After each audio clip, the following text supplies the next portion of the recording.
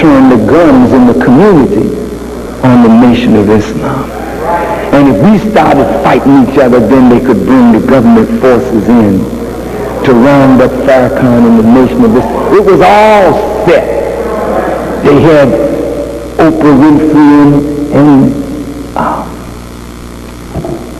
Magic Johnson and Bill Cosby putting their money in, because anything that your money is in, you're concerned. So if Farrakhan had come out beating down the movie, then Oprah would have been angry, Magic would have been angry, they would spread it among those people, so we would have been against the middle class and against the people that say they love us. You understand what I mean? Oh, they had it all worked out, but Farrakhan was made wise to what their plan was by a hidden God.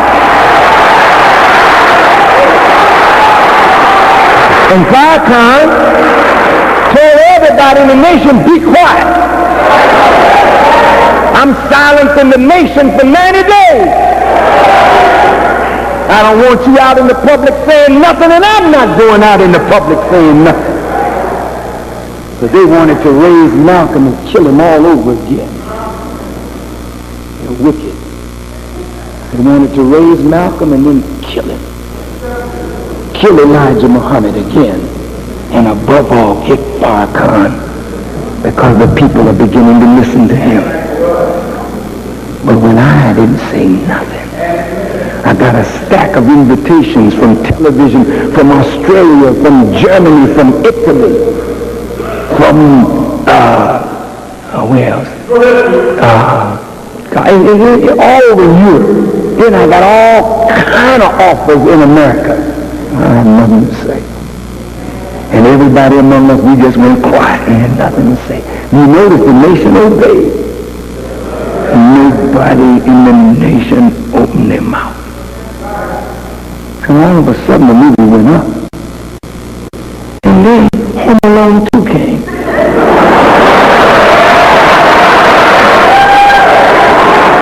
And then Bodyguard came.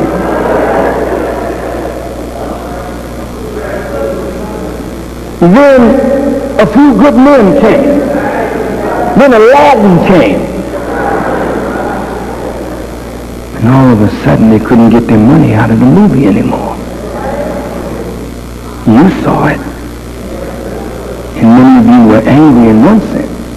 And then some of the brothers in the hood said, I like the Malcolm that was with Elijah. Looked like Malcolm went overseas drinking tea with them white folks and sold out. That's what some of the brothers were saying. Then on the other hand, when they were talking about Elijah, he was just a dirty old man. People hollering out in the theaters. Now you got the truth. I know Malcolm's shoes because I walked in them. I became the national spokesman. And dear Brother Ayman, on Blessed Clara Muhammad's deathbed, when she was at Mercy Hospital, she asked me to come, and I visited her. I love her like my own mother. And as the tears fell from her eyes, Brother Emmanuel, she said these words to me. She said, brother, help my husband. He's getting up in age now. Help my husband. He's not going to let you do it. But you help him anyway. She said, it ain't nothing but jealousy. Help my husband. Look at the word. Elijah Muhammad was not jealous of me or Malcolm. You can't be a jealous person or an envious person and have the Spirit of God in you. Elijah Muhammad just tried us. And I'll tell you what happened to me, Brother Ayman. People begin to praise me as the national spokesman. Now That Malcolm was smart. He told me before we left each other who my enemies would be. He said, my enemies are going to one day be your enemies. And then he said, brother, I wish it was you being an example for me rather than me being an example for you. He knew. I began to think, as people began to praise me and the ministers started talking about me like a dog, and they began to call me names like I was going to be the hypocrite who would lead the nation astray.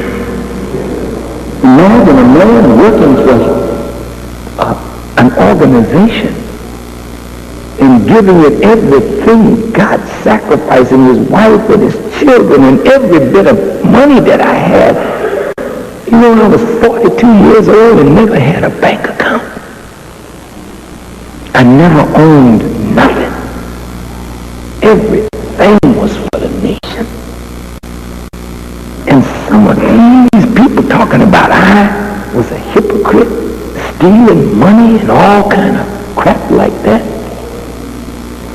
And when I went to Elijah Muhammad ready to blow up one day, he just said these words to me. He said, brother, seek refuge in Allah from the envier when he envies. And he got up and he walked out of the room. And when he came back, he said these powerful words. He said, brother, when you got a piece of wood and you're going to put it in the corner of the building to uphold the weight of the building, you got to put a lot of stress on that board. And if it breaks, then you know that's not the board you were looking for. You throw it away and you get you another one. What was he telling me? I'm about to put you in the corner of the nation to uphold the weight of the nation. So I got to put stress on you to see if you will break under that pressure, because I can't have no weak board in the corner of my nation. I tried Malcolm, and Malcolm broke under the pressure. He didn't say that, but I'm saying it. But look at what you have done to me. Call me here. Some of my own brothers sought to take my life, plan my death. But I have never told one to come after you with evil.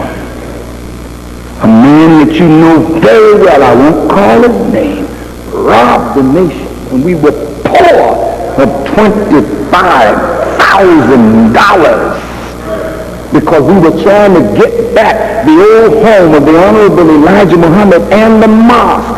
And he said he could deliver. He needed $25,000. He was a friend of the Honorable Elijah Muhammad, so he said, but he took our money.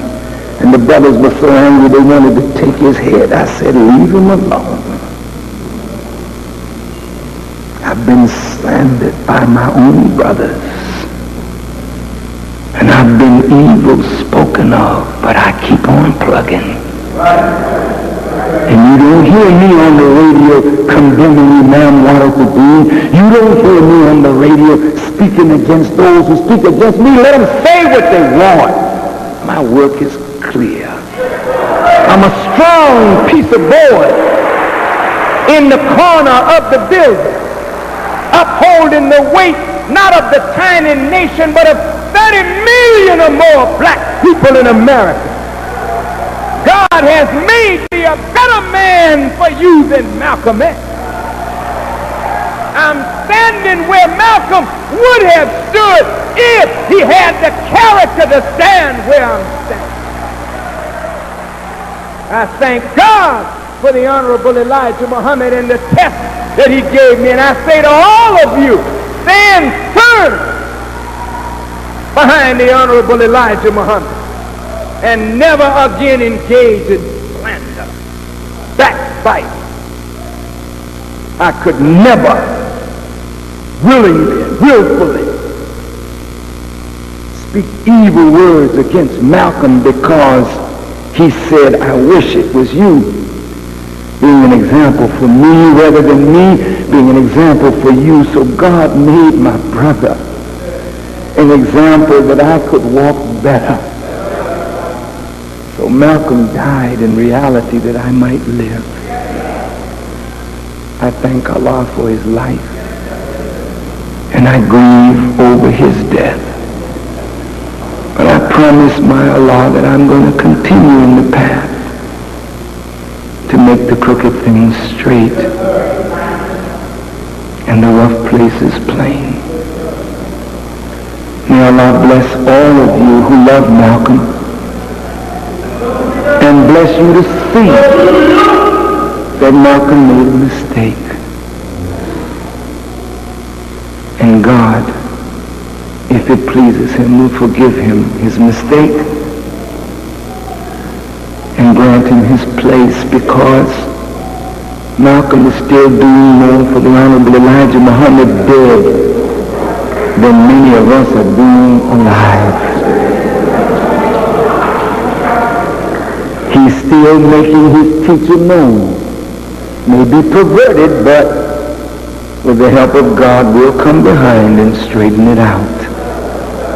So I thank you all for listening. I thank you for your patience. This is a tremendous subject, a deep subject. And I know it's been a long day for you, but it's been a long day for me too, because I preached twice before I got here. And ain't no ways tired. In the audience today is Prince Asiya Ben Israel. Would you come up, Nasi?